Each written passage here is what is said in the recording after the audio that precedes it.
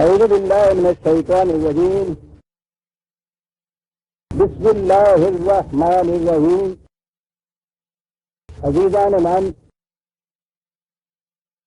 آج فروری 1975 کی 23 تاریخ ہے اور درس قرآن کریم کا آغاز سورہ النحل کی 56ویں آیت سے ہو رہا ہے 16/5-6۔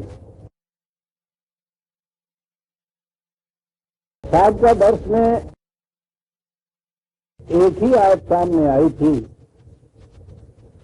اور وہ آیت تو ایسی ہے جیسا میں نے عرض کیا تھا کہ ایک درس نہیں، وہ تو نصاب میں رکھنے کے قابل آیت ہے، کیونکہ وہ بنیاد ہے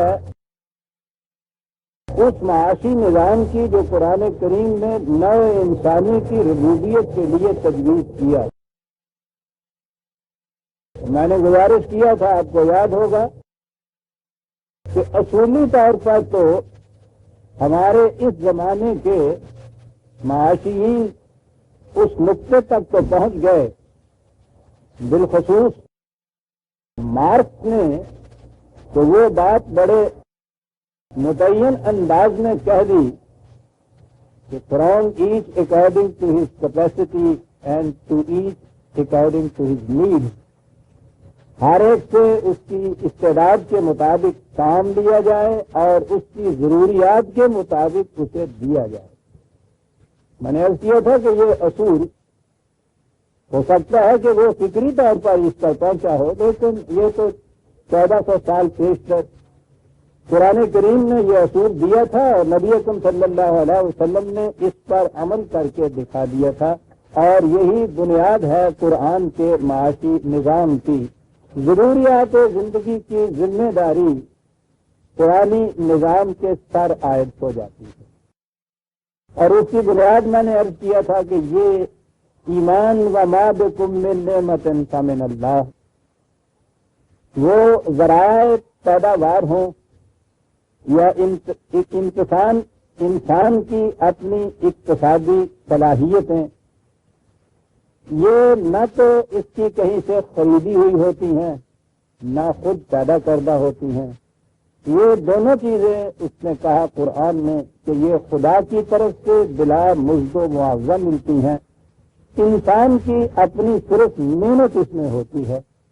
اگر وہ قانون عدل کی روح سے کچھ مانگنا چاہتا ہے تو وہ صرف اپنی محنت کے معاوضے کا حقدار ہے، لیکن اس نے کہا کہ ہم تو عدل پہ نہیں، اپنا نظام احسان پہ رکھنا چاہتے ہیں، یعنی جس کی ضروریات میں کمی واقع ہوتی ہو وہ ضروریات پوری کرنا، یہ ہے جو قرآن کا نظام ہے۔ تو اس نے بتایا یہ کہ ہر ایک اپنی اپنی استعداد اور استطاعت کے مطابق ایک نظام کے تابع جو بھی کام اس کے ذمہ تفویض کر دیا گیا ہو وہ اسے سر انجام دے گا، اور اس کی ضروریات زندگی پورا کرنے کی ذمہ داری اس نظام کے سر پر عائد ہوگی۔ اور بنیاد یہ ہے اس چیز کی، مومن کا یہ ایمان کہ میں اور میری صلاحیتیں، یہ وسائل رزق اور ذرائع پیداوار، یہ سب خدا کے عطا کردہ ہے، اس لیے اس کی ہدایت کے مطابق ان کی تقسیم ہوگی۔ اور ہدایت اس کی یہ ہے رب العالمینی کی، جو قرآن کی پہلی سورت کے پہلے الفاظ میں آ گئی کہ نو انسانی کی ربوبیت یہ ہے مقصود ان چیزوں سے۔ تو یہ جو ایمان ہے کہ یہ چیزیں خدا کی عطا کردہ ہے، میری اپنی نہیں ہے، یہ بنیاد ہے قرآن کے معاشی نظام کی، ایمان۔ تو میں نے عرض کیا تھا کہ یہ ایمان کا جو وہ تانا دیتے ہیں کہ تم مذہب پرست اور خدا پرست ہر بات کو ایمان یا فیت کے اوپر بنیاد رکھتے ہو، میں نے عرض کیا تھا کہ فیت تو ان کا بھی ہوتا ہے۔ ایک کمیونسٹ کا یہ ایمان ہے کہ خدا نہیں ہے، وہی نہیں ہے، رسالت نہیں ہے، یہ آرٹیکل آف فیتھ ہے ان کے نزدیک۔ کوئی کمیونسٹ اگر اس کا انکار کر دے کہ نہیں صاحب میں تو خدا کو مانتا ہوں، وہ کمیونسٹ پارٹی کا ممبر نہیں رہ سکتا، وہ ممبرشپ میں انرول نہیں اپنے آپ کو کرا سکتا۔ تو یہ جو چیز ہے ٹھیک ہے، یہ ایمان ہے، ہمارا یہ ایمان ہے، تمہارا وہ ایمان ہے، یہ تو نہیں تم اعتراف کر سکتے کہ تم اپنے دعوے کی بنیاد ایمان پہ رکھتے ہو، تم بھی ایمان ہی پہ رکھتے ہو، وہ ایمان بالکفر یا ایمان جو طاغوت ہے جو قرآن کہتا ہے یہ ایمان باللہ ہے۔ تو بات یہ تھی، قرآن کے معاشی نظام کی بنیاد یہ تھی کہ یہ جماعت مومنین یا ایک فرد مومن جو ہے، جو اس بات پہ ایمان رکھتا ہے کہ یہ میری اپنی ملکیت نہیں ہے، وہ کام کرتا ہے پورا جان مارنے کے بعد، اور اس کو اس کی فکر نہیں ہوتی کہ میرے اور میرے بچوں کی ضروریات پوری ہوتی ہیں یا نہیں ہوتی۔ وہ ضروریات پوری کرنے کا انتظام یا ذمہ داری نظام کے سر ہے، کام کرنے کی ذمہ داری اس کے سر ہے۔ یہ ہے قرآن کا معاشی نظام، اور اسی لیے اس کی روح سے اب یہ مال و دولت جمع کرتے ہوئے چلے جانا، اس میں سے رکھتے ہوئے چلے جانا، اس کی ضرورت ہی نہیں پیش آتی۔ سردردی کی ضرورت اسے کیا ہے؟ کام کیا اور اس کے بعد جو غم ملا اسے ہمیں جانا بنا دیا، وہ ساری ذمہ داری نظام کی ہے، اس کی ذمہ داری اپنی ہے ہی نہیں۔ یہ تھا پچھلے درس میں جو میں نے عرض کیا تھا، قرآن کریم کی متعدد آیات کو سامنے لا کر، اور اس کے بعد کہا تھا کہ یسألونک کا ماذا ينفقون قل العفو۔ پھر یہ پوچھتے ہیں کہ ہم اپنی اس محنت کی کمائی میں سے کتنا دے دیں دوسروں کی ضروریات کے لیے، تو کہا یہ کہ جتنا تمہاری اپنی ضروریات سے زائد ہے سارے کا سارا تم نے کہاں کے لیے رکھنا ہے۔ یہ تھا وہ نظام، یہ تو تھا دین۔ اب جب دین مذہب میں بدلتا ہے تو پھر یہ ایمان نہیں رہتا، نہ وہ نظام رہتا ہے جو ذمہ داریاں اٹھاتا ہے، اور جب وہ نظام نہیں رہتا تو پھر ہر فرد اپنی ضروریات کی ذمہ داریوں کا، اپنی ضروریات کا آپ ذمہ دار ہو جاتا ہے۔ کل کو برا وقت آیا تو میں کہاں جاؤں گا، میرے بچے بھوکے مر جائیں گے، اب یہ فرد کی ذمہ داری ہو گئی نا۔ اب یہ جو کچھ کمائے گا زیادہ سے زیادہ جمع رکھنے کی یہ فکر کرے گا اس میں سے، تاکہ کل کو برا وقت آئے گا تو وہ کون نہیں مدد کرے گا۔ یہ ہے مذہب جب آ جاتا ہے، جب وہ نظام ٹوٹ جاتا ہے تو اب اس مذہب کی دنیا میں وہ لوگ بھی ہوں گے جن کے پاس اب دولت جمع کرنے کا جب ذکر ہوا تو پھر جتنی کو زیادہ سے زیادہ کما لے، ہتھیار لے، کسی طرح سے قابو کر لے اپنی، وہ ہیرے بہادر کی طرح ہرا لے، تو یہ سمجھتا ہے اسے وہ زیادہ سے زیادہ اپنے پاس ہولڈ کرتا ہے۔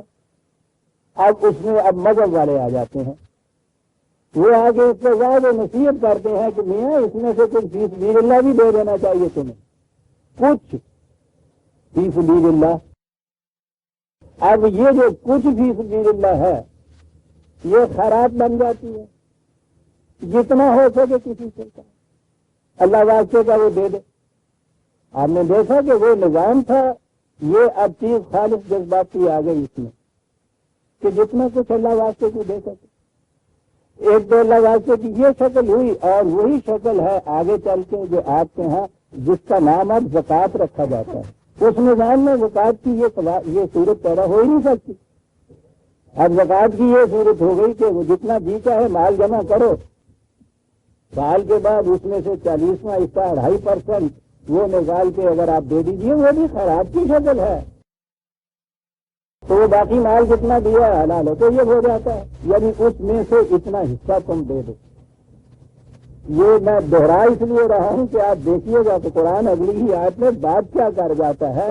مشکل یہ ہے کہ ہم تو ان الفاظ سے یوں ہی اول تو اس کو سمجھ کے پڑھتے نہیں ہیں، صرف تلاوت کرتے ہیں ثواب کی خاطر، اور اگر سمجھا بھی جاتا ہے تو 4 لفظوں کا ترجمہ نیچے دیکھا اور آگے بڑھ گئے، کبھی کھڑے نہیں ہوتے ہم تو وہ کیا رہا ہے۔ یہ میں پھر دو رہا ہوں کہ اس میں یہ تھا کہ للأصل تمہاری ضروریات کی ذمہ داری نظام سے، تم جو کچھ بھی کماؤ جتنا تمہاری اپنی ضرورت سے زائد ہے وہ ان لوگوں کے لیے ہے جن کی ضروریات پوری نہیں ہوتی، محروم ہیں، محتاج ہیں، کام کرنے کے قابل نہیں ہیں، معذور ہیں۔ وہ نظام کے پاس ہوگا وہ اس کی تقسیم کرے گا، تو یہ نہیں کہ اس میں سے کچھ دے دیا جائے۔ اب میں آتا ہوں اس کے بعد اگلی آیت، کہا تھا کہ یہ لوگ جو چھپا کے رکھتے ہیں پھر زائدہ ضرورت کی، وہ دیکھیں گے کچھ عرصے کے بعد کہ یہ نظام جس کی بنیاد نے صورت خرابی کی ہے، جب اپنی اوپر کی چھتوں کے بوجھ سے نیچے گرے گا تو اس وقت یہ بات سمجھ میں آئے گی کہ نظام وہی تھا چلنے کے قابل جو اللہ تعالیٰ نے تجویز کیا تھا، وہ نظام جو ہے یہ چل نہیں سکتا۔ یہ جذبات پہ مبنی ہے سارا. ریشنلی نہیں آپ اس کو ایکسپلین کر سکتے, کیوں کا جواب نہیں دے سکتے کہ میں اپنی محنت سے اتنا کماؤں, میں کیوں دے دوں دوسروں کو. مذہب کی دنیا اب آگے آئی تو اس میں واضح میں جذبات کو اپیل کیا گیا کہ دیکھو میاں کس میں سے غریبوں کا مفلسوں کا دینا چاہیے, ان کی عادت کو ترس کھانا چاہیے, کچھ اس میں سے دینا چاہیے. اندازہ لگائیے عزیزان من, کس انداز میں بات کیا جاتا ہے قرآن. اس وقت ان کے مخاطب, اس کے مخاطب وہی اہل مذہب تھے وہاں کے, وہ جو اپنے مندروں میں دیوتاؤں کے یہاں جا کر اپنی مذہب کی پرستش گاہوں میں کہ وہاں جا کے اس میں سے کچھ دے دیتے تھے, کچھ دے دیتے تھے. میں اسی پہ زور دے رہا ہوں, اس میں کچھ دینا نہیں ہے, اس میں ضروریات زندگی نظام پوری کرتا ہے, سب کا سب دے دینا ہے. اس کے اندر سب کا سب اپنا ہوتا ہے, اس میں سے خدا واسطے کا محض طرف کھا کے کسی کی غریبی اور مفلسی پہ تو اس میں سے کچھ دیا جاتا ہے. آیت ہے اگلی عزیزان مان اس میں سے وَيَجْعَلُونَ لِمَا لَا يَعْلَمُونَ نَصِيبًا مِّمَّا رَزَقْنَاهُمْ. اللہ آپ دیکھتے ہیں کس طرح سے یہ فرق کر جاتا ہے. وہاں تھا قلول ہے, جتنا ضرورت سے زائد ہے سب کے سب. کہا یہاں مذہب کی دنیا میں آ کے پھر ان کی کیفیت یہ ہوتی ہے مِّمَّا رَزَقْنَاهُمْ, جو ہم نے دیا ہوا ہے یہ رزق, اس میں سے کچھ تھوڑا سا یہ دے دیتے ہیں وہاں جا کے. کوئی بتوں کے استھانوں پہ گیا وہاں دے دیا, کوئی اگر صاحب کے پاس گیا وہاں دے دیا, کسی نے ارباب طریق شریعت کو دے دیا, کسی نے اور نیک کاموں میں دے دیا, پن کے کاموں میں, دھرم کے کاموں میں, چیریٹی کے کاموں میں. الفاظ جتنے جی چاہے بدل لیجیے, نصیباً مما رزقناہم ہر جگہ آئے گا, حالات نہیں آئے گا. اس میں سے کچھ دے دیا. اب اس کچھ دینے کے بعد مطمئن ہو گئے تو ٹھیک ہے, نیکی کا کام بھی کر لیا. ارباب مذہب بھی مطمئن ہو گئے کہ ان کا تو زندگی کا سہارا ہی یہی, ان کی یہی خیرات اور صدقہ اور شکرانہ اور زکوٰۃ کے پیسے ہوتے ہیں, اور کوئی ذریعہ معاش نہیں ہوتا. اب یہ جو میں نے عرض کیا ہے کہ وہ نظام جب ٹوٹا ہے اور ہمارے ہاں بھی اسلام دین کی سطح سے مذہب کی سطح پہ آ گیا, تو اس میں بھی بنیادی تبدیلی جو ہوئی تھی وہ الاصل کی بجائے نصیباً مما رزقناہم ہوئی. آپ فرما رہے ہیں بظاہر آج ایسا نظر آتی ہے کہ اس زمانے کے بت پرستوں کی ایک بات کہی گئی ہے. وہ تو جو نظام ہے جب وہ دین سے مذہب کی سطح پہ آتا ہے تو اس میں جو ایک انقلابی تبدیلی پیدا ہوتی ہے وہ بات کہہ گیا ہے کہ یہاں نصیباً مما رزقناہم, مما رزقناہم والی بات تو وہی ہے کہ جو دیا ہوا سارا ہمارا ہوتا ہے, اس میں سے کچھ حصہ یوں دے دیتے. آپ کو یاد ہوگا کہ سورہ توبہ کی وہ آیت جب سامنے آئی تھی اور آتی ہے, اور میں تو 20 دفعہ اس کو میں لکھ چکا ہوں, دین مذہب پہ جب پہنچتا ہے تو پھر اس کی کیفیت کیا ہوتی. 9/35 آیت رسول بلکہ 34 والذین یکنزون الذهب والفضة ولا ينفقونها في سبیل اللہ فبشرهم بعذاب علیم. وہ لوگ جو دولت کے ڈھیر جمع کر لیتے ہیں, ولا ينفقونها نصیب منها نہیں, اس میں سے ایک حصہ نہیں کہا کہ خدا کی راہ میں نہیں صرف کرتے, اسے خدا کی راہ کے صرف کرنے کے لیے کھلا نہیں رکھتے, جمع کرتے رہتے ہیں. وَيَكْفُرُونَ چبا لیتے ہیں, ہوٹ کر لیتے ہیں. وَلَا يُنْفِقُونَهَا فِي سَبِيلِ اللَّهِ فَبَشِّرْهُمْ بِعَذَابٍ أَلِيمٍ. اعلان کر دو ان کے لیے ایک علم انگیز تباہی کا. یعنی یہ نظام جو ہے اس کا نتیجہ ایک علم انگیز تباہی ہے. یہ کیا چیز ہے یہ نظام؟ یکنزون الذهب والفضة ولا ينفقونها في سبيل الله. دولت کے ڈھیر, چاندی سونے کے ڈھیر. اس زمانے میں ابھی کاغذ کی کرنسی تو نہیں تھی, اسی لیے دولت اس کا ترجمہ ہے. دولت کے ڈھیر جمع کر لیتے ہیں اور انہیں کھلا نہیں رکھتے نظام ربوبیت کے لیے. ان کو علم انگیز تباہی کا اعلان ان کے لیے کر دو, بشارت دے دو, صبری دے دو. یہ آیت آئی. اب اس آیت کی روشنی میں یہ دولت جمع کرنے کا کوئی جواز نکل سکتا ہے قرآن؟ اور غلط چیز تھی یہ. ہمارے ہاں نظر میں پہنچ کے سوال یہ صورت یہ ہو گئی ہے کہ صاحب جتنا جیتا ہے آپ جمع کیجیے اور سال کے بعد اس میں سے نصیب اس میں سے ایک حصہ 40واں حصہ یہ نکال دیجیے آپ تو باقی سارا عدالت یہ ہو جائے گا. اب صاف نظر آتا ہے کہ قرآن کی ان آیتوں سے یہ جو ہے ہمارے یہاں تصور یہ اس کے خلاف جاتا ہے. وہ تو الاصل کہتا ہے دے دیے جائے. وہ تو یہ کہتا ہے کہ یہ جمع کر کے رکھنا ہی عذاب علیم کا باعث ہے. وہ نصیب منہم کو یہ کہتا ہے کہ یہ تو ان لوگوں کی روش تھی کہ اس میں سے کچھ حصہ دے دیا جائے خیرات کے طور پر. تو نظر آ رہا ہے کہ یہ ان تصورات کے خلاف جا رہی ہے یہ چیز. اب کیا کیا جائے؟ نبی اکرم صلی اللہ علیہ وسلم کے زمانے میں تو یہ تصور تھا ہی نہیں زکوٰۃ کا. وہ تو اعلیٰ افضل تھا، رکھنا ہی نہیں. سب سے بلند ترین ہستی جو اسلام کے اوپر مکمل طور پر عمل کرنے والی تھی وہ تو خود نبی اکرم صلی اللہ علیہ وسلم کی ذات اقدس تھی. یہ تسلیم ہے کہ حضور نے تو زکوٰۃ نہیں دی تاریخ میں. یہ ہمارے ہاں کی مصطلح ہے 2.5% والی. اس کے بعد جب ہم دیکھتے ہیں جسے وظائف کی تقسیم کہتے ہیں تو نظام نے ذمہ داری لی تمام ضروریات پوری کرنے کی اور ان کے پھر یہ ضرورت کے مطابق ان میں سے ان کے یہ وظیفے مقرر کیے گئے. تو وہاں تھا. اب یہ زکوٰۃ کا تصور 2.5% کا نصیب منہم جو قرآن کہتا ہے یہ کہاں سے پیدا ہوا؟ یہ وہ دور آ گیا جب ہمارا ملوکیت کا زمانہ تھا. نظام سرمایہ داری پھر اسی طرح سے واپس آ گیا تھا. آپ کے ہاں دین مذہب سے بدل گیا تھا اور مذہب میں تو بات وہی ہے کچھ دے دو اس میں سے. تو اب اس کے لیے اس کے جواز کے لیے اب ہمارے ہاں اس دور میں جب وہ پہلا نظام بدل چکا ہوا تھا اس کے جواز میں اس کی تائید میں اس کی سپورٹ میں پھر حدیثیں وضع کی گئی.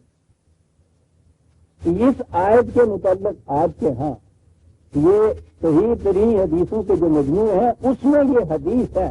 غور کیجئے گا کہ یہ ہے اس قابل کے مانا جائے کہ یہ چیز صحابہ کبار یا نبی اکرم صلی اللہ علیہ وسلم کی دی ہوئی.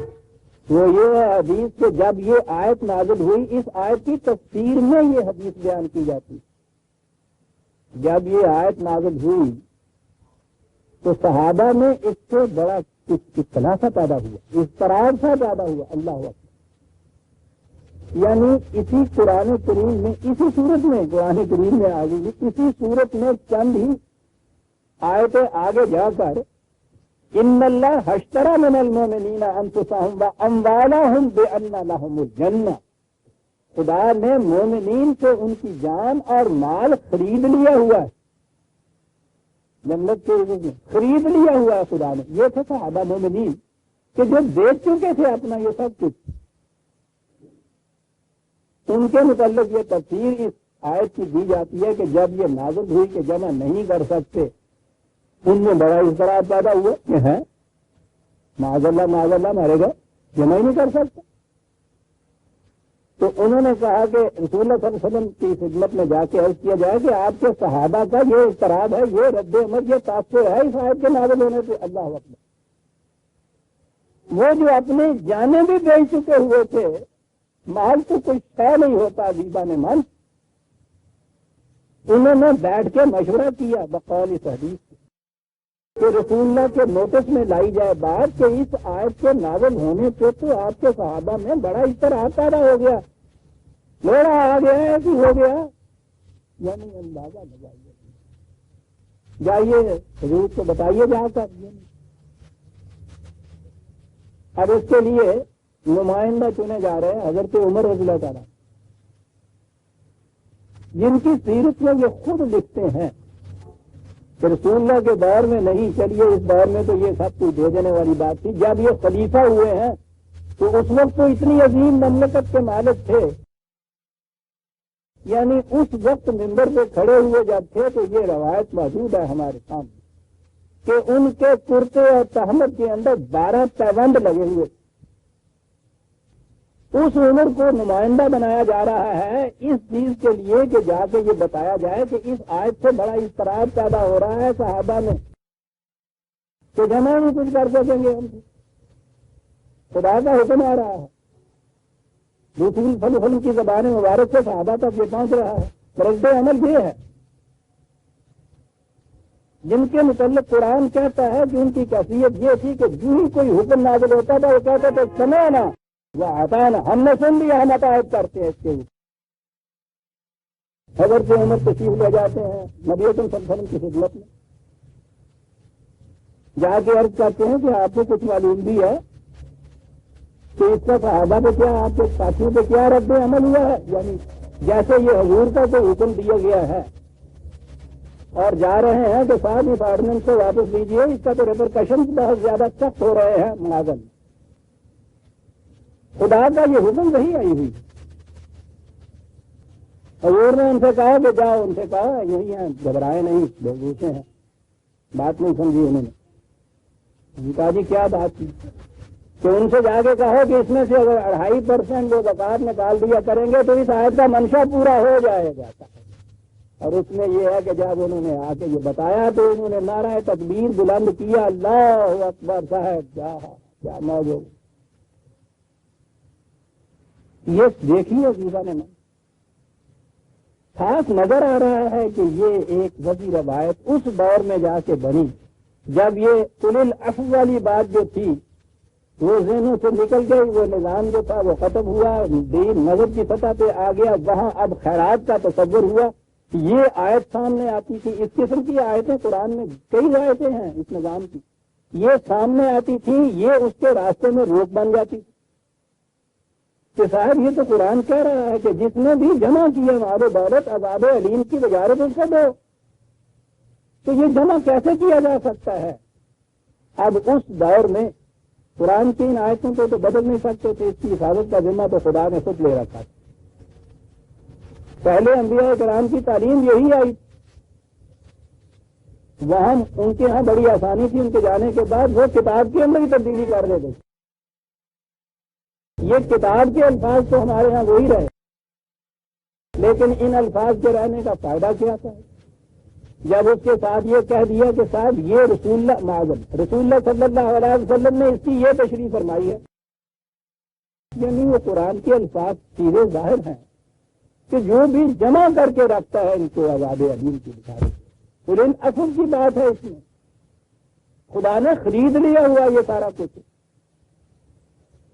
اب اس کے متعلق یہ روایت ہے اور اس روایت کے اوپر ہی آج تک عمل ہوتا چلا آ رہا ہے۔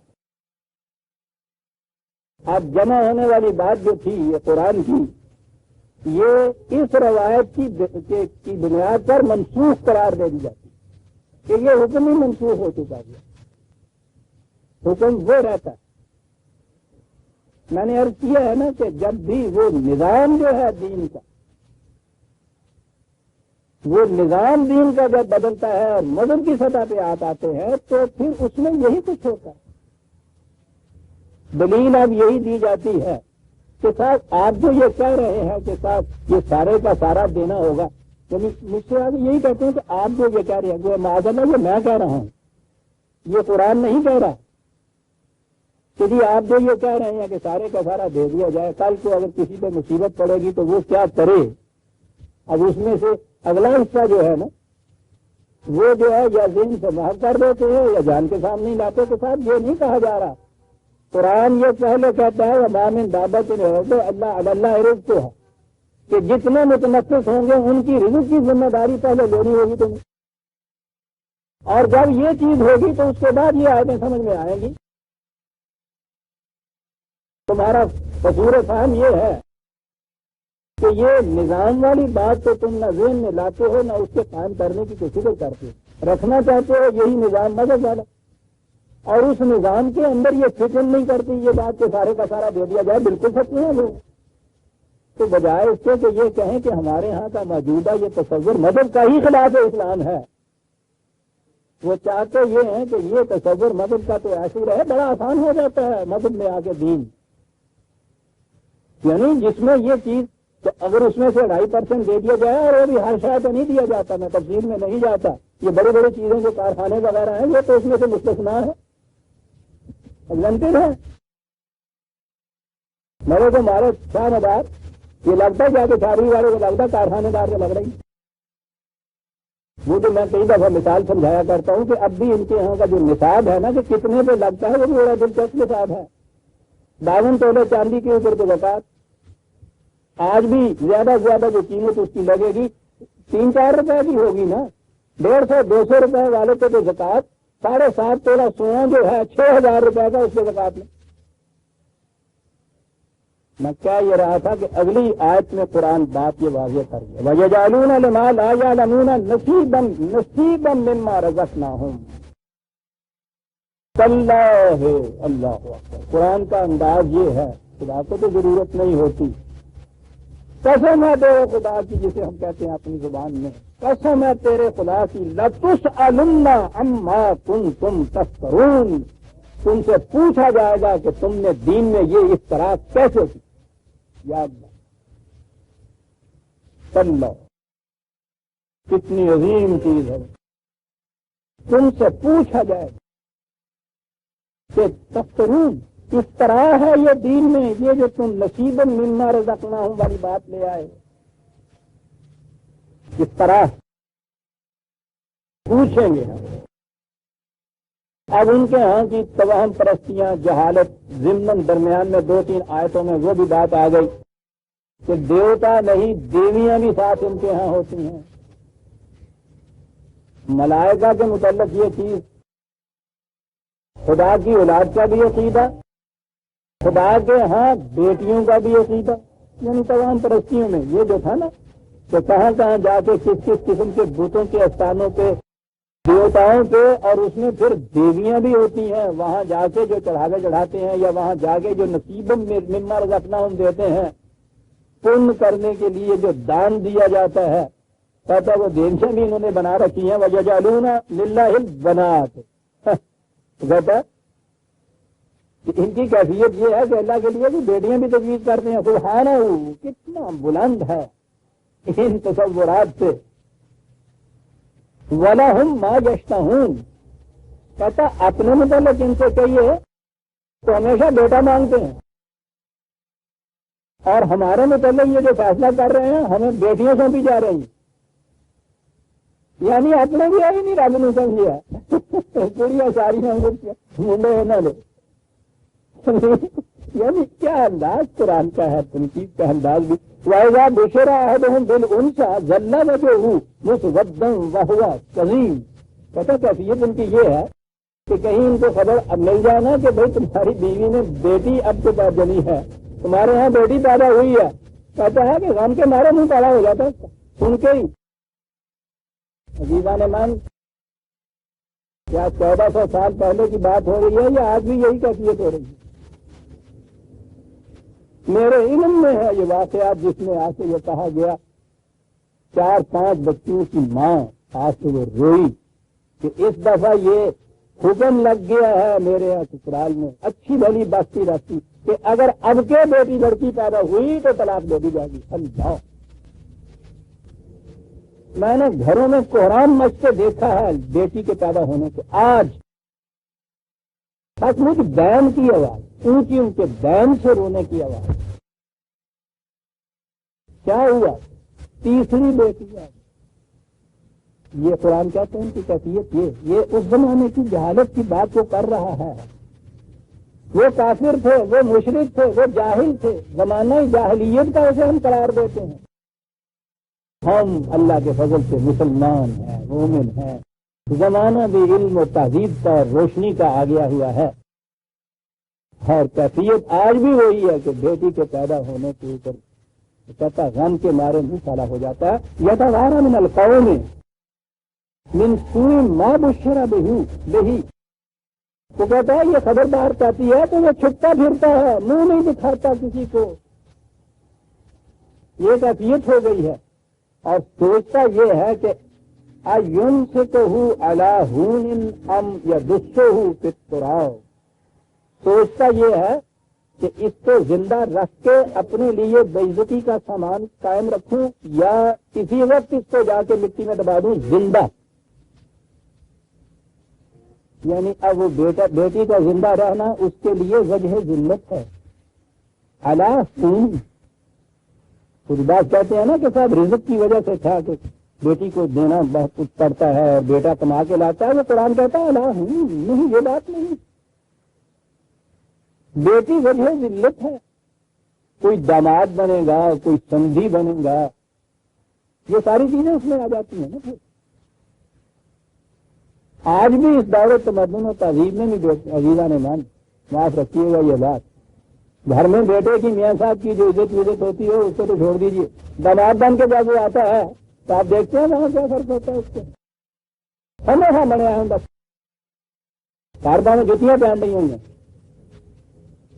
آج بھی یہ کیفیت ابھی ہے. کیوں یہ ہوتا ہے؟ ایک انسانی زندگی جو ہے اس کے اوپر اس کا قبضہ ہوتا ہے. میں نے عرض کیا ہے نا کہ قرآن تو کہیں درس میں رکھنے اس میں نصاب میں رکھنے کی بات ہے.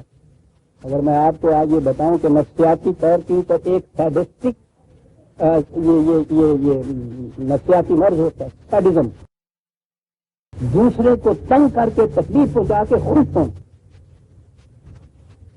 یہ ایک سائیکولوجیکل کمپلیکس بیماری ہے. خوش ہونا دوسرے کو تکلیف پہنچا اور اس کی بہت قسمیں گنائی گئی ہیں. آج بڑی ریسرچ ہو رہی ہے اس کے اوپر. مغرب کے سائیکالوجسٹ کے اندر بڑی عجیب ریسرچ کر رہے ہیں. اس میں سب سے بڑی خوشی یہ ہوتی ہے ان کے ہاں یہ ہے کہ کسی کو مار کے اتنی خوشی نہیں ہوتی. کسی کو قابو میں رکھ کے تڑپانے سے خوشی ہوتی.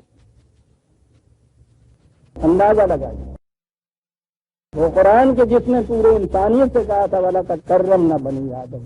ہر انسانی بچہ یا بچی کچھ بھی ہے یکساں واجب التکریم ہے. وہ وہاں یہ کیفیت ہمارے ہاں کی کہ اب بھی خاوند جو ہے الرجال قوامون علی النساء قرآن کی ایک آیت کوٹ کر دی جو ماں نے جی چاہے اس کو پہنا دیے کہ یہ تو داروغے واقع ہوئے ہیں بیویوں کے اوپر.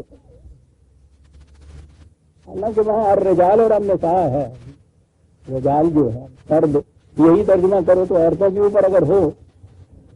میں بتایا کرتا ہوں کہ یہ چیز کبھی نظر میں تو کھڑا ہے تو سوچتا نہیں. ماں بھی تو عورت ہوتی ہے. اس عورت کے پاؤں کے نیچے جنت اور اسی قسم کی ایک عورت جو بدقسمتی سے بیوی بن کے آ گئی ہے اس کے اوپر یہ ڈر ہوگا.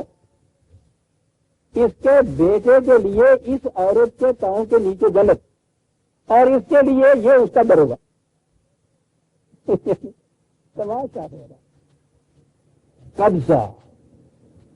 یہ ہے وہ چیز جو میں نے ابھی عرض کی ہے کہ اب بھی یہ کہتی ہے انکانشیسلی داماد جو ہے وہ اپنے سسرال کے گھر میں آ کے ایک اور ذہنیت اس کے اندر پیدا ہوتی ہے. وہ ذہنیت کیا ہوتی ہے؟ وہ ایک ان کے ہاں کی ایک جان ہے جو اس کے قبضے میں ہوتی ہے. آج بھی اس قبضے کی کیفیت یہ ہے.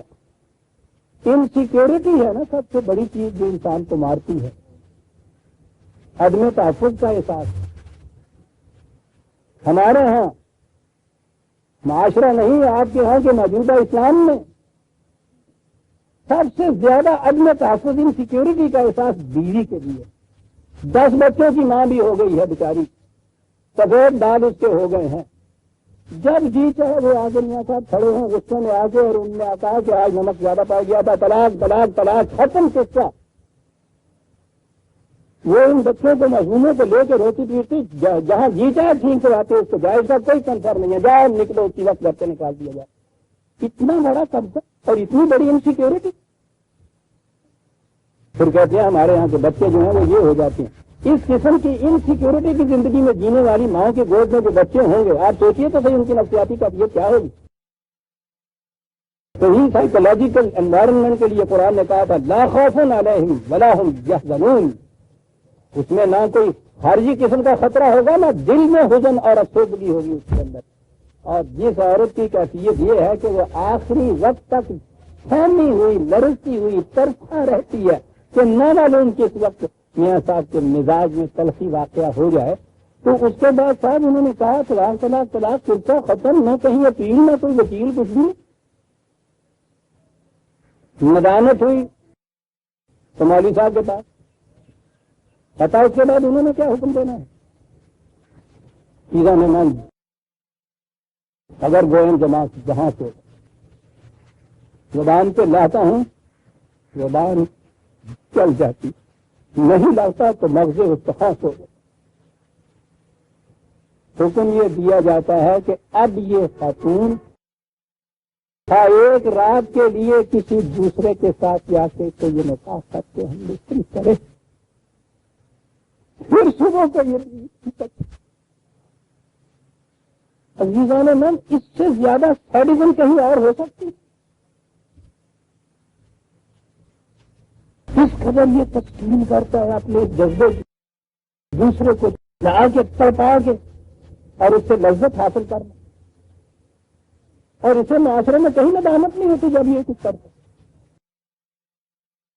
باہر جاتا ہے تو ساتھی کہنے والے کرتے کہتے ہیں کہ ٹھیک کیتا تو سب علاج ہی کرنا ہے گئے نا، جتی بھلے رکھنا چاہیے۔ وارے شاہ جو فرما گیا تو رن میں سہاگ کا سوس ہے، وارے شاہ ولایتی مرد میوا، سبحان اللہ، پڑا ہے خربوجہ، ولایتی مرد میوا اور رن مسواک کا سوس ہے۔ وہ پرانی مسواک کا جو مسیحیں ہوں سیکھ بھی کر گیا انہیں چھیل کے چھوٹ دیتی بدو نے چٹ لی معاذ اللہ۔ میں کہہ یہ رہا تھا کہ یہ جو اس نے کہا ہے اللہ اس خیال سے کہ میں عمر بھر کے لیے یہ مصیبت اپنے مول ذلت اپنے مول لے لوں اس کو زندہ رکھ کے، تو کیوں نہ ابھی سے اس کو مٹی میں دفن کر کے سیاپا ختم کروں۔ عزیزان من ہم سے تو وہ بہتر تھے، وہ تو پھر اتنی بچیوں کو مٹی میں دباتے تھے، ہم کتنے عزیز محبوب تری متا بیٹیاں جو ہیں ان کو مٹی میں دباتے چلے جاتے ہیں، اور وہ تو ایک دن مٹی میں دبائی قصہ ختم ہو گیا۔ اور یہ سسک کے مرنا ہمیں عشق میں بنا ہے۔ کوئی ظلم مجھ پہ ہوتا مگر ایک بار ہوتا، وہ بچی تو دعائیں دیتی ہوگی جس کو ایک بار دفن کر دیا جاتا تھا، یہ جو تیسرے دن آ جاتی ہیں ہمارے ہاں روتی ہوئی آنسو ٹپک رہے ہیں کہ ہوں ابا جی آ کہتے ہیں تو ہوں ابا جی آ کہتے وہ کلا ہی نہیں کہتا ہوں، سسرال کے سارا گھرانا اس کا دشمن ہوتا ہے، اور یہ اس میں تنہا گئی ہوئی ہے۔ کوئی اور معاشرہ ہو تو کہیں اس کے خلاف لب کشائی کرے، وہ مذہب کے ممبر سے مسجد کے ممبر سے آ جاتی ہے بات کے ساتھ۔ ملک بے دین، خدا نے جب کہہ دیا ہے الرجال قوامون علی النساء، یہ کون ہوتے ہیں مساوات دینے والے اسلامیہ میں؟ مذہب کے نام سے، خدا کے نام سے دنیا میں یہ کچھ کرا رہے ہیں۔ الاسون ام یہ دوستوں چپ کراؤ، کیوں نہ آج ہی مٹی میں جائے، کیوں ساری عمر کے لیے اپنے دل سے یہ زندگی کا آزاد نہ چھوڑ۔ ہاں کہا یہ ان کی کیفیت، اور بات وہ کہ اپنے متعلق بیٹی کی خبر پہ یہ کیفیت، اور ہمارے متعلق یہ کہ خدا کے ہم بیٹیاں بھی ہوں۔ بات تو یہ کہنی تھی کہ سبحانہ وہ ان تصورات سے بلند ہے، اس کے ہاں بیٹے اور بیٹیوں کی کوئی بات نہیں۔ ضمن ایک اتنی بڑی بات کہا گیا قرآن جناب، یہ ہے انداز قرآن کا، ان کی عہد جاہلیت کی اس رسم کو، اور آج تک ہم جو کچھ کر رہے ہیں ہمارے متعلق یہ بات کہا الا ساء ما یحکمون، اوہو کس قدر برا ناہموار ہے یہ فیصلہ یہ جو کرتے ہیں لڑکی اور لڑکے کے اندر تمیز کرنے والا۔ اڑا معاف رکھیے عزیزان من، مجھے خود آتا ہے خیال، لیکن کیا کرتے دل کا خون آنکھ سے دل جائے تو کیا اس کا علاج؟ نالا روکا تھا کہ یہ پردہ بھرے راز نہ ہو، لیکن دل کا خون آنکھ میں کھینچ آئے تو کیا اس کا علاج؟ پوچھئے نہیں مجھ سے کیا ضرورت ہے۔ الا ساء ما یحکمون للذین لا یؤمنون بالآخرۃ مثل او، یہ ساری بات یہ ہے کہ یہ ایمان نہیں ان کے دل میں رہا کہ انہوں نے ہمارے سامنے آنا ہے اور ہم نے پوچھنا ہے یہ کہ دعویٰ یہ تھا تمہارا کہ ہم تمہاری اس کتاب پہ ایمان رکھتے ہیں اور کیفیت تمہاری یہ ہو گئی ہوئی تھی۔ ان کے لیے بالآخرۃ مثل السوء، ترجمے اس کے عجیب قسم کے ہوں گے کہ بری مثال لاتے ہیں، سمجھے نہیں کہ مثل السوء کی کیا معنی۔ اگلی آیت میں ہے وَبِاللَّهِ الْمَثَلُ الْأَعْلَىٰ، اب اس کا ترجمہ کیا کریں؟ اللہ کی مثل بہت اعلیٰ ہے۔ مثل کا ترجمہ اگر مثال یہ کیا جائے گا تو وہ تو قرآن کے خلاف ہے۔ قرآن نے تو خدا کے متعلق کہا ہے لیسا کمثلہ شیء، اس کی مثل کوئی شاید مثال سے بھی نہیں آپ یہ بات بتا سکتے خدا ایسا ہے. تشبیہ نہیں دے سکتے، مثال نہیں دے سکتے. تشبیہ اور مثال تو کسی محسوس شے کی یاد دیں گے نا لامحالہ. اور کتنا بلند اور مجرد منزہ تصور خدا کا وہ پیش کیا ہے جی کہ خدا جیسا خدا ہونا تو ایک طرف رہا، لیسا کمثلہ ہی شیء. اس لیے وللہ المثل الاعلیٰ کے معنی یہ تو نہیں ہوں گے کہ خدا کی مثال بہت بنا. مثل کے معنی سیرت ہوتا ہے، ڈھانچہ قالب اصل میں ہوتا ہے. اس کے معنی وہ مولڈ جس کے اندر کوئی چیز ڈھلتی ہے. تو کہا کہ بس ایک آخرت کو ایمان جو ہے اس کو دل سے نکال دیجئے تو پھر جتنے قالب بنتے ہیں جن میں انسانوں کی سیرتیں بنتی ہیں بڑے ہی ناہموار قالب ہوتے ہیں. اور یہ جو اللہ کے لیے ایمان ہے اس کا قالب جو بنتا ہے سبحان اللہ مثل الاعلیٰ. وہ جو اقبال نے کہا ہے وہ بات کر جاتا ہے صاحب. قرآن کے متعلق میں چاہتا ہوں ایک مصرع ہی اگر آپ یاد رکھیں نا ساری بات کیا جاتا ہے کہ قرآن پوچھا گیا کیا کرتا ہے، اس نے کہا کیا کرتا ہے. آنچ حق می خواہد آنکھ سازد ترا، تجھے وہ بنا دیتا ہے کہ جیسا خدا چاہتا ہے کہ تم بن جاؤ. للہ المثل الاعلیٰ. یاد رکھو تم اگر مولڈ یا قالب، مولڈ سمجھتے ہو نا وہ قالب جس میں ڈھالتے ہیں یہ پیٹرن بھی اس کو کہتے ہیں یہ کارخانے والے. تو اس میں جب ڈھالتے ہیں وہ ہوتی ہے چیز جسے مثل کہا جاتا ہے. کہ یہ پیٹرن یہ مولڈ جو خدا کی آخرت پر ایمان کی روح سے جو پھر بنتا ہے وہ کہتے ہیں کہ شکلیں کتنی بنا دیجئے وہ اپنی بنیاد کی روح سے سو ہوتا ہے، ناہموار ہوتا ہے. یہ جو چیز تھی کہ بیٹی کے متعلق یہ تصور جو پیدا کیا اس نے کہا یہ ہے کہ آخرت پہ ایمان نہیں. مثل الاعلیٰ بہترین بلند ترین ماڈل خوبصورت ترین چیز وہ طالب جو بنتا ہے جس کے اندر سیرت ڈھلتی ہے انسان کی وہ وہی ہے جو خدا نے تجویز کیا ہوا ہے. وَهُوَ الْعَزِيزُ الْحَكِيمُ. اس ماڈل کی دو بنیادیں ٹھیک قوت بھی ہے اس میں حکیم لیکن ریزن کے ساتھ ہے، جذباتی طور پہ نہیں. یہ دو چیزیں ہیں جن کے انتظار سے ایک سیرت بنتی ہے وہ مثل الاعلیٰ ہو.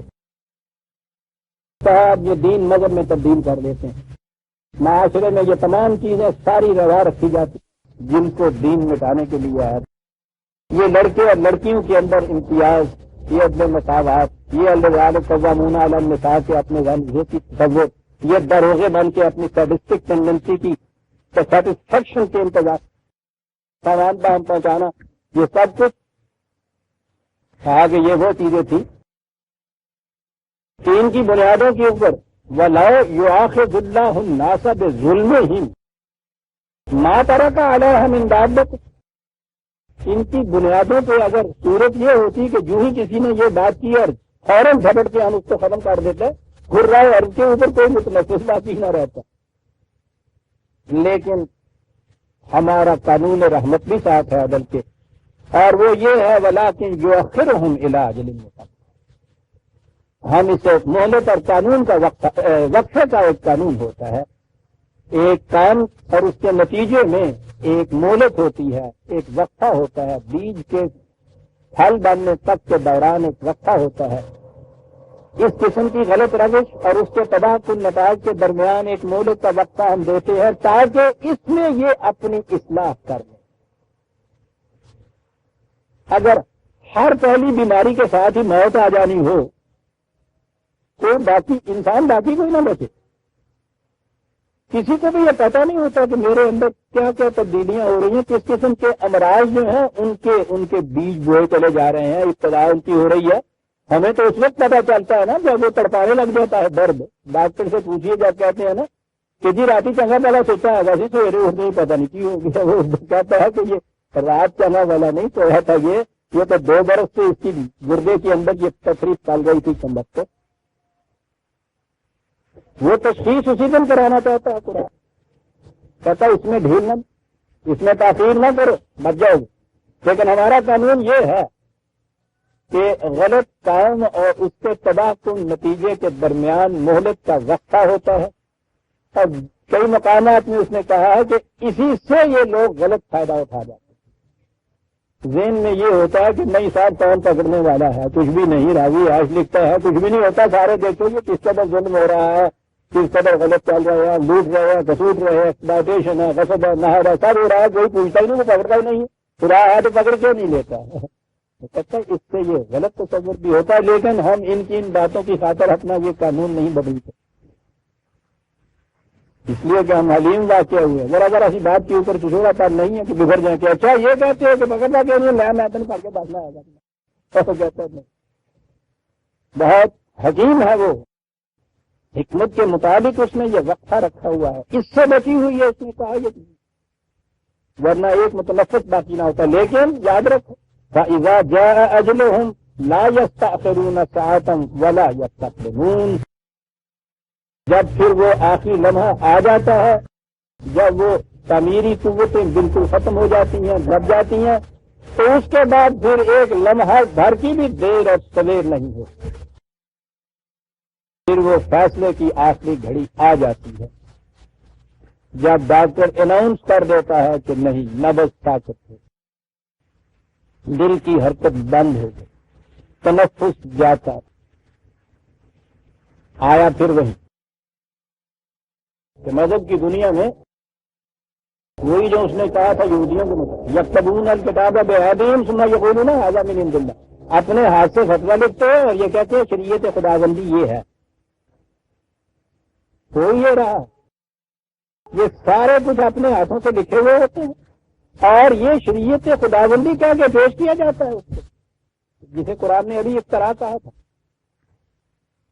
کہتا ہے وَيَجْعَلُونَ لِلَّهِ مَا يَكْرَهُونَ، وہ چیز جو خود اپنی دنیا کے اندر ان کو اتنی ناپسند ہو، خدا کی طرف وہ اس طرح سے جھٹ سے منسوخ کر دیتے ہیں، وَتَصِفُ أَلْسِنَتُهُمْ أَلْسِنَتُهُمُ الْكَذِبَ أَنَّ لَهُمُ الْحُسْنَ، پھر ایک اور بات آتی، عجیب چیزیں ایک ایک لفظ میں عجیبانے مان آ جاتی،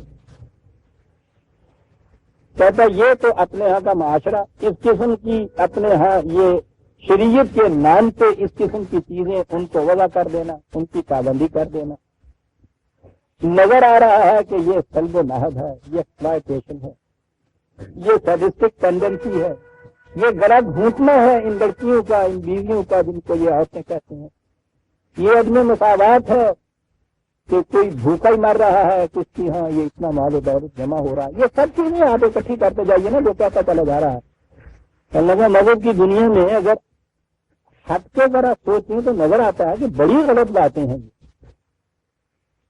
لیکن یہ جو بیچ میں نصیباً مما رزقناہم دے دیتے ہیں نا خیرات کے طور پہ کچھ، اس سے اس خود فریبی میں مبتلا ہو جاتے ہیں، کیا کہتے ہیں یہ جھوٹ بولتے ہیں، کیا کہہ کے ان لہم الحسنى، کہتے یہ ہیں کہ کیا کہہ رہے ہو کہ خدا کے ہاں جا کے پوچھا جائے گا، وہاں حساب کتاب ہوگا، پکڑے جاؤ گے جہنم میں، واہ، تو ہم یہ جو خیرات دیتے ہیں، یہ زکات دے دیتے ہیں، تم دیکھو گے اللہ کے ہاں بھی انشاءاللہ جنت ہی ملے گی،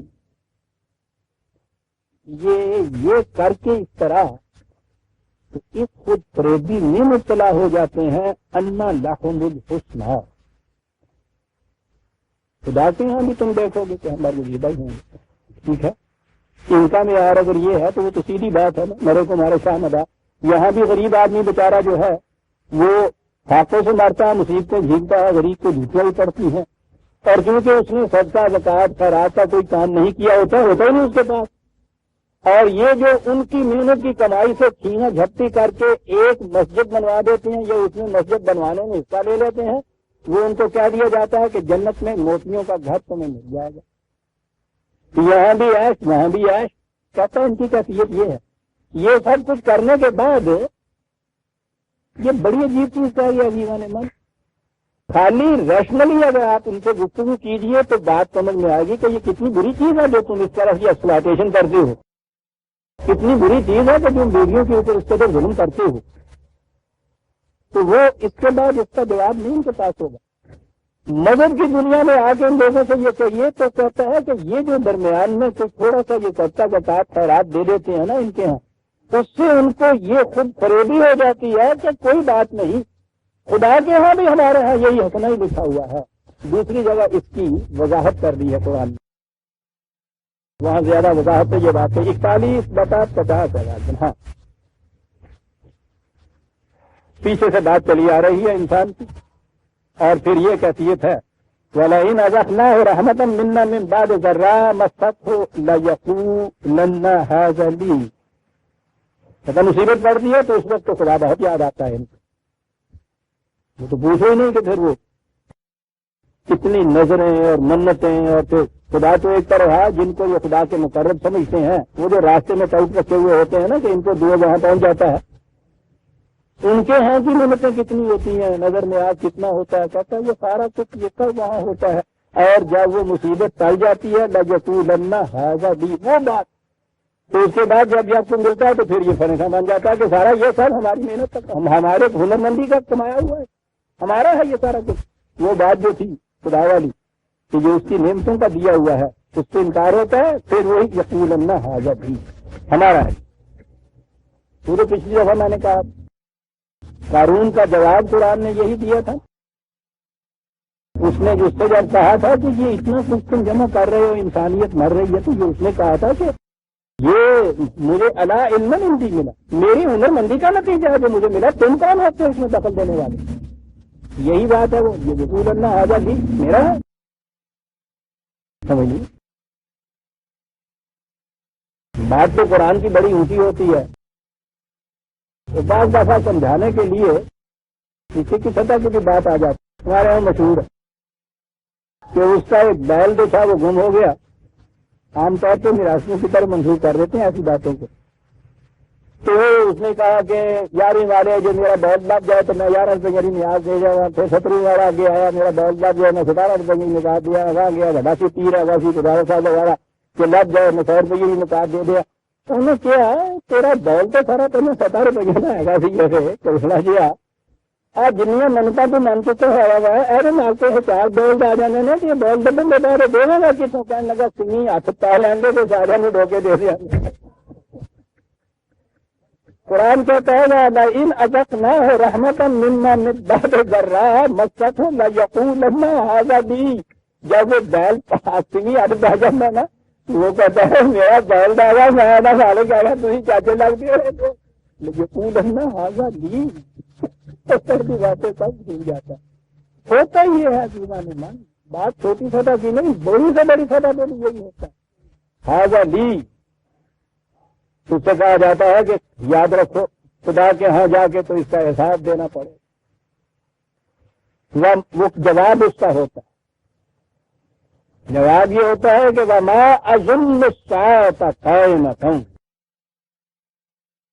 وہ کہتا پہلی بات تو یہ ہے کہ میں یہی کوئی نہیں سمجھتا کہ واقعی کوئی قیامت وامت آنے والی ہے، یوں ہی ڈھکوسلا ہی ہے، میں نہیں سمجھتا کہ کوئی ایسی چیز بھی ہے جسے قیامت آنے والی ہے۔ والا ان رجعت الی ربی، اب لیکن جیسا تم کہتے ہو اگر واقعی وہاں جانا پڑا تو اس کا بھی انتظام ہم نے کر دیا ہے، اور یہ جو ہم پن دے دیتے ہیں، دان دے دیتے ہیں، خیرات دے دیتے ہیں، زکوٰۃ نکال دیتے ہیں، یہ اس میں دے دیتے ہیں، یہ سارا وہاں کا انتظام ہے نا جو ہم نے کیا کہ اگر ہم نے جانا ہی ہوا تو ان لی عندہ للحسنی، تم نے دیکھنا کہ وہاں بھی اللہ چاہے ہم ہی مقربین میں سے۔ یہ ہے وہ فریب نفس جس میں مبتلا رکھتا ہے مذہب انسان کو عزیزان من، اللہ لہم الحسنی، یہ سمجھے بیٹھا ہے۔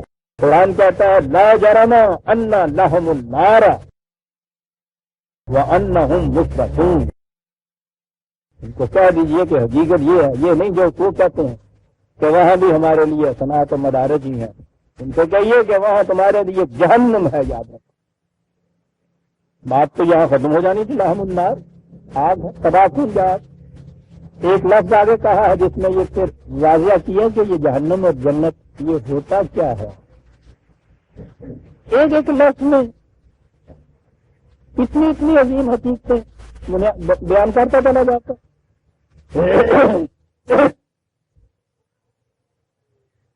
اب یہاں ایک اور اہم مسئلہ ہے، اور وہ یہ ہے کہ انسانی زندگی ارتقائی منازل طے کر رہی ہے، پیچھے سے ایولیوشن کے ذریعے سے اس درجہ انسانیت میں یہ پہنچی ہے مادی نقطۂ نگاہ سے یہ آخری اسٹیج تو کہتے ہیں کہ اس کے بعد جس میں انسانی موت سے منتشر ہوا معاملہ ختم ہو گیا۔ قرآن کہتا ہے کہ نہیں، اور ختم نہیں ہوا، یہ آگے بھی چلے گی زندگی، اور وہاں جا کے بھی ان کے مقام متعین ہوں گے۔ وہی جو نظریہ ارتقاء ہے، یہاں مادی ارتقاء ہے، اس نے کہا آگے چل کے انسانی ذات کا ارتقاء ہے۔ وہی جو ارتقاء کے مسئلے میں پھر بات دوسری طرف چلی جائے گی، بڑا اہم سائنٹیفک مسئلہ ہے کہ جن اسپیشیز کے اندر، جس نو کے اندر، جس کے اندر اتنی تعمیری قوت ہو کہ وہ تقریبی قوتوں کا مقابلہ کرے، وہ آگے بڑھ کے ارتقاء کی منزل میں اگلی منزل میں چلی جاتی ہے، اور جس میں یہ چیز نہیں ہوتی وہ رک جاتی ہے، پیچھے رہ جاتی ہے۔ تو ارتقاء کے بنیاد یہ ہے آگے بڑھ جانے والی صلاحیتوں اور روک دینے والی تقریبات۔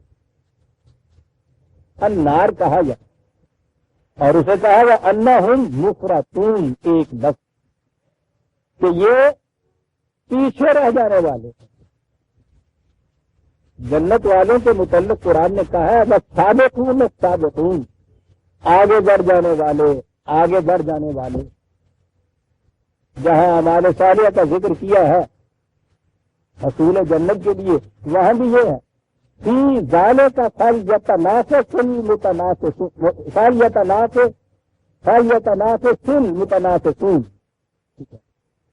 23/26۔ منافست کے معنی ہے کہ ایک دوسرے سے آگے بڑھ جانا۔ اس نے کہا ہے کہ ایک دوسرے سے آگے بڑھ جانے کا جذبہ انسان کے اندر ہوتا ہے۔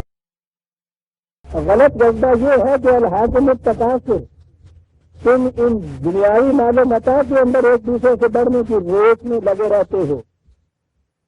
نتیجہ اس کا یہ ہوتا ہے کہ حتیٰ کہ تم مقاب ہے، قبر تک پہنچنے تک بھی یہ حوث جو ہے یہ ختم نہیں ہوتی ہے اور بڑھتی جاتی ہے۔ اور ایک بڑھنے کا جذبہ ہے فی ذالک فلیتنافس المتنافسون، آگے بڑھنے کے جذبے کی تسکین چاہتے ہو تو وہ بلندیوں کی طرف بڑھنے کا کام کرو، جہاں پہ اگلی مرحلے میں زندگی میں تمہاری ذات میں پہنچنا ہے، آگے بڑھنا ہے، امت میں ایک دوسرے کے ساتھ مشارکت کرو نا۔ یہاں یہ کہا ہے کہ وہ النار ہے، تو یہاں یہ پیچھے رہ جانے والے پیچھے رہ جائیں گے، آگے رہ جانے والے آگے چلے جائیں گے۔ اور یہ قصہ جو ہے کہا کہ قیامت تک کی بات نہیں ہے، اس دنیا کے اندر بھی یہی کیفیت ہے کہ جو اپنے اندر اس قسم کی صلاحیت کو پیدا کر لیتے ہیں، فرد بھی اور قومیں بھی، وہ آگے بڑھ جاتی ہیں۔ جو ان صلاحیتوں سے اپنے آپ کو محروم رکھتی ہیں وہ رک جاتی ہیں، پیچھے رہ جاتی ہیں۔ جتنے سے میں نے پیچھے رہ جانا ہوتا ہے، دوسروں کے مقابلے میں ہوتا ہے نا آگے بڑھنا یا پیچھے رہنا۔ جب ایک مقام پہ آپ کھڑے ہو گئے اور دوسرے آگے بڑھ رہے ہیں تو آپ پھر تو پیچھے ہٹ گئے خود ہی۔ تاکہ تاللہ لقد ارسلنا الی امم من قبلک فزین لهم الشیطان اعمالهم فهو ولیہم اليوم ولهم عذاب علیم۔ خدا شاہد ہے اس کے اوپر کہ نہ یہ دین کوئی نیا دین ہے، نہ کہ رسول کوئی انوکھا رسول ہے۔ یہ سلسلہ اور رسل ہدایت تو شروع سے چلا آ رہا ہے۔ دنیا کی ہر قوم کی طرف ہم نے اپنے پیغامبر بھیجے، انہوں نے آ کے بھی یہی پیغام دیا۔ پھر ان کے بعد ہوا کیا؟ فَزَيَّنَ لَهُمُ الشَّيْطَانُ أَعْمَالَهُمْ۔ میں نے اس سے پہلے بھی یہ چیزیں آ چکی ہیں، میں نے عرض کیا تھا کہ بدترین قسم کا فریب نفس یہ ہے کہ برائی بھلائی بن کے دکھائی دینے لگتی۔ جانب تو یہ بات ہے کہ جو احساس نہ ہو برائی کیا ہے بھلائی کیا ہے، درمیان کی سٹیج ایک یہ بھی ہے برائی ہے وہ ہو جاتی ہے، احساس ہے کہ یہ برا کام ہے، برائی بن کے دکھائی دیتی ہے، اس سے اصلاح کی توقع ہوتی ہے۔ جب ندامت ہوتی ہے اس میں اصلاح کی توقع ہوتی ہے۔ یاد رکھیے ندامت جو ہے یہ انسانی سطح زندگی کی خصوصیت ہے، حیوانی سطح میں ندامت نہیں ہوتی۔ تو برائی دکھائی دیتی ہے، اصلاح کی توقع ہے، لیکن جب برائی بھلائی بن کے دکھائی دینے لگ جائے، معاشرے کا عام اصول بن محسوس ہی نہ ہو کہ یہ برا ہے جو کچھ میں کر رہا ہوں۔ اور اگلی چیز یہ ہے کہ اتنا کچھ جمع کرنے کے بعد بیچ میں سے ذرا کا جیا خیرات وغیرہ کے لیے، اور یہ چیز کہ میں پھر اندھا ہوں، سنا خدا کے یہاں بھی مجھے جنت ملے گی، یہ ہے نا برائی بھلائی بن کے دکھائی دے رہی۔ احساس ہی مٹ گیا کہ یہ معاشرہ غلط ہے، یہ باطل بنیادوں کے اوپر یہ نظام چل رہا ہے، جہنم ہے اس میں۔ کہا یہ کہ خدا کا منصب یہ ہے، یہ سارا جتنا بھی آپ کے ہاں مذہب پرست طبقے اور پیشوائیت کی طرف سے زور دیا جاتا ہے، یہ مذہب پرست بن جانے کے لیے زور دیا جاتا ہے نا، تم نے مذہب کو چھوڑ دیا، اس لیے یہ حالت ہو گئی۔ گویا یہ جو کیفیت پیدا ہوئی ہے وہ نظام ہی نہیں رہا دین کا، وہ تصورات ہی نہیں رہے، اس کے اوپر یہ اس قسم کی ندامت بھی نہیں رہی ہمارے ہاں کہ وہ نظام نہیں رہا کہ بھائی بری بات ہے مسلمان کہلاتے ہیں، دین کا نظام نہیں رہا ہمارے ہاں، اسے قائم کیا جائے، اس میں تو توقع ہو سکتی تھی۔ اور جب یہ ہو کہ اس کی جگہ یہ جو غلط نظام نے لے لی ہے، اسی نظام کو ہم نے سمجھا کہ مقصود ہے خدا کا، خدا چاہتا یہ ہے مجھے اس کے ہاں بھی جا کے جنت ہی ملے گی۔ فَزَيَّنَ لَهُمُ الشَّيْطَانُ أَعْمَالَهُمْ، جب یہاں تک بات پہنچ جاتی ہے ایسا ہوا وَلِيُّهُمُ الْيَوْمَ، پھر ان کے اوپر وہ مسلط ہو جائے، وہی ان کا دوست ہوتا ہے، وہی ان کا کارساز ہوتا ہے، وہی پھر ان کا ولی بنتا ہے۔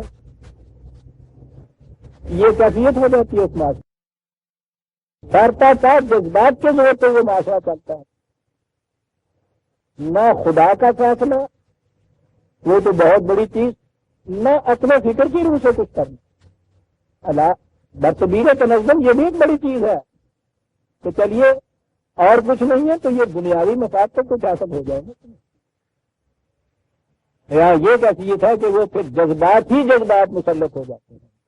وَلَهُمْ عَذَابٌ أَلِيمٌ، علم انگیز تباہی، علم انگیز تباہی، یہ بار بار لفظ قرآن میں یہ دیا ہے۔ یہ ایک دفعہ جھٹکے سے موت آ جائے تو وہ تو علم انگیز کچھ نہیں ہوتا، ختم ہوا۔ یہ جو زندہ رہنا ہے اور ساری زندگی بھر بے عزت رہنا ہے، ذلت کی زندگی جینا ہے، یہ ہے عذاب علیم۔ علم تو ایک مسلسل اذیت کو کہتے، عذاب علیم حیات بے شرف جس کو کہا ہے قرآن۔ وَمَا أَنزَلْنَا عَلَيْكَ الْكِتَابَ إِلَّا لِتُبَيِّنَ لَهُمُ الَّذِي اخْتَلَفُوا فِيهِ وَهُدًى وَرَحْمَةً لِقَوْمٍ يُؤْمِنُونَ۔ کہا غور کرو جو کچھ ہم کہہ رہے ہیں، ہم نے یہ کتاب، یہ ضابطہ قوانین نازل ہی اس لیے کیا ہے تیرے اوپر کہ جن باتوں میں لوگ اختلاف کرتے ہیں انہیں واضح کر دیا جائے، انہیں بتا دے یہ بات کہ دین یہ چاہتا تھا، تمہارے ہاں کے غلط تصورات میں جو مذہب کے تصورات ہیں اسے بدل کے یہ وہ لے آیا۔ کتاب نازل اس لیے کی ہے وہ تو بیانہ دو، واضح طور پہ، مانا کے مانا ہوتا ہے دھار نکھار کر کسی بات کو بیان کر دینا، ابہام نہ رہے، ایہام نہ رہے، التباس نہ رہے، واضح بات کھل کے سامنے آ جائے۔ کہا جن باتوں میں یہ اختلاف کرتے ہیں وہ واضح طور پر کھل کے سامنے آ جائیں، اس لیے یہ کتاب نازل کی ہے۔ اور ہمارے ہاں عزیزان من اس کتاب کی موجودگی میں بھی یہ اختلافات آپ دیکھ رہے ہیں کہ ان کو تو چھوڑ دیجئے کہ جو کتاب کے بجائے بطور ان کے دور چلے گئے ہیں، چلیے ان کو چھوڑ دیجئے جن کو مذہب سے واسطہ نہیں رہا۔ یہ مذہب کے اندر جو 72-73 فرقے بنے ہوئے ہیں، تو کہتا قرآن ہم نے نازل ہی اس لیے کیا، ما انزلنا الا، جانتے ہیں یہ کنسٹرکشن کیا ہے؟ یعنی اس کا مقصد ہی یہ ہے، اس کے سوا اس کا کوئی اور مقصد ہی نہیں تھا کہ اختلافات مٹا دو تمہارے اور ایک امت واحدہ تمہیں بنا دو۔ یہاں فخر ہو رہا ہے اس چیز کے اوپر کہ یہودیوں کے یہاں 72 فرقے تھے، رسول اللہ نے فرمایا میری امت میں 73 فرقے ہیں۔ ٹھیک ہے، باقیوں سے ذرا آگے بڑھنا چاہیے نا، بڑا رسول کی معاذ اللہ امت جو ہے وہ 72 ان کے 73 ہونے چاہیے۔ تو وعدہ خدا تو فرقہ بندی کو شرک قرار دیتا ہے. یہ احساس ذرا ابھرنے لگا تھا اس دور میں اس میں میں نہیں لایا کرتا. یہ چیز جو تھی یہ عام چیز تھی، اس میں بہرحال میرا کچھ حصہ ہے کہ وعدہ فرقہ بندی شرک ہے قرآن کی روح سے، اختلاف کفر ہے، خدا نے یہ کہا ہے. یہ عام ہوئی تھی بات، لوگوں نے کچھ پوچھنا شروع کر دیا تھا ان سے. قرآن کی نص فری ہے نا، وَلَا تَكُونُوا مِنَ الْمُشْرِكِينَ مِنَ الَّذِينَ فَرَّقُوا دِينَهُمْ، کہ تم نے مسلمان کہلانے کے باوجود مشرک نہ بن جانا، یعنی دین میں فرقے نہ پیدا کر دینا. لوگوں نے پوچھنا شروع کر دیا تھا، اس کا جواب کوئی نہیں تھا. وہ جو بیچ میں آتا ہے نا ایک ابلیس، یوسوس فی صدور الناس، کان میں پوچھتا ہے، اس نے کہا فرقہ نہ کہو اپنے آپ، کہو مکتب فکر ہے. ہو گئے الحمدللہ.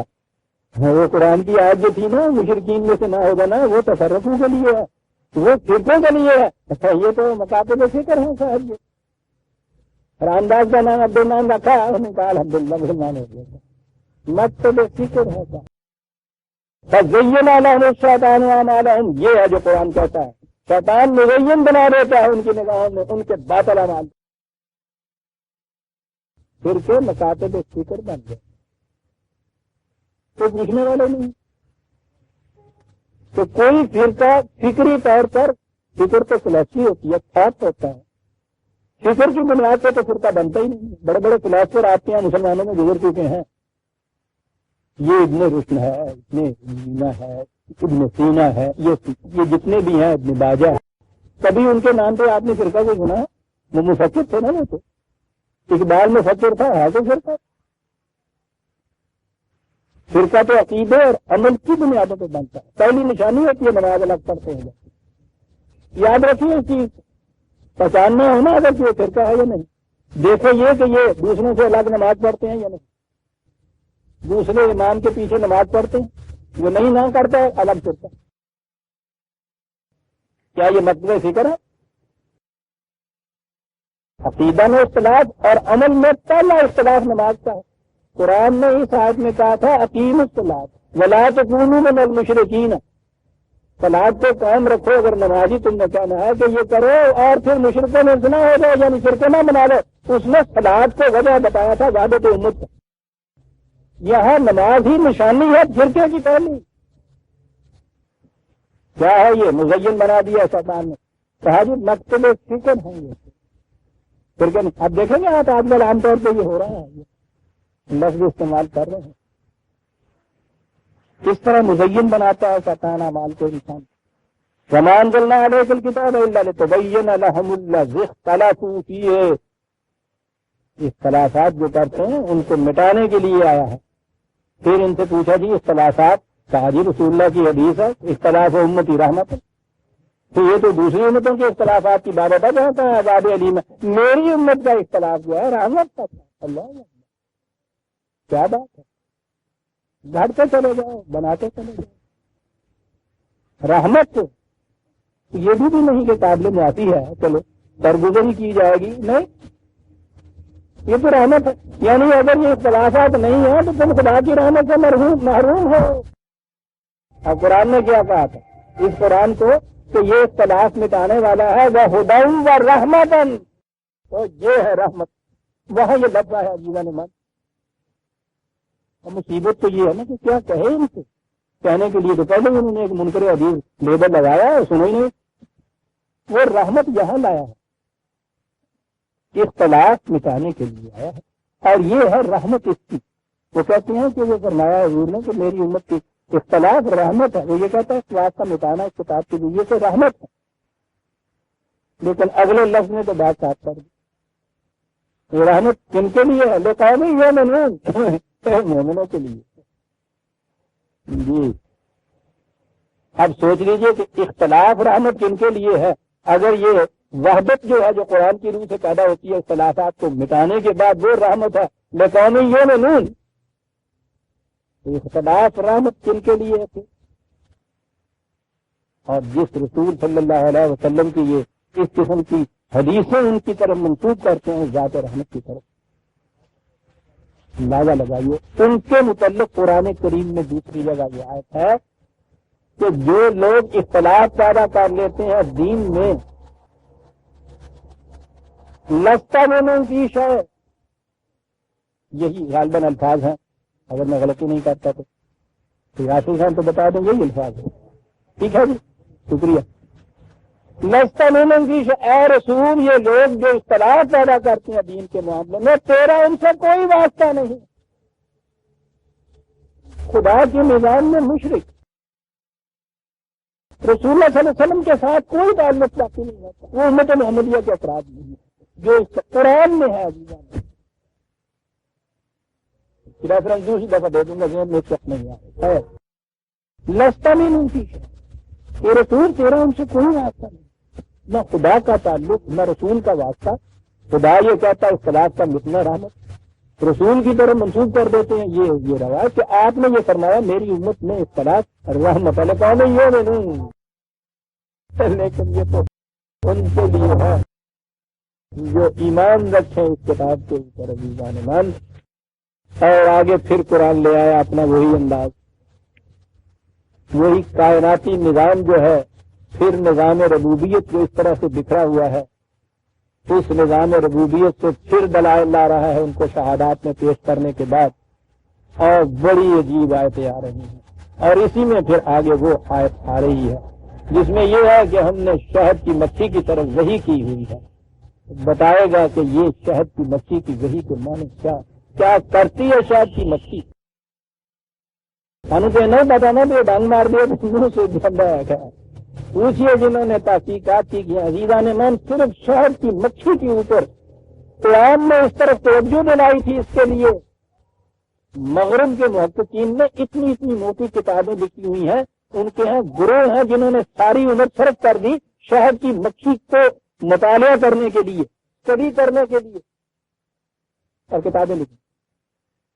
یہ 1400 سال پہلے کیا قرآن کہہ رہا ہے کہ یہ تم دیکھو کہ وہی کا نتیجہ دیکھنا چاہتے ہو، شہد کی مکھی کی طرف اللہ یہ آئندہ آئے گا کیونکہ آج وقت ختم ہو گیا۔ ہم سورہ النحل کی آیت 64 تک آ گئے عزیزان ایمان، آیت 65 سے ہم آئندہ دیں گے۔ ربنا تقبل منا انک انت السمیع العلیم۔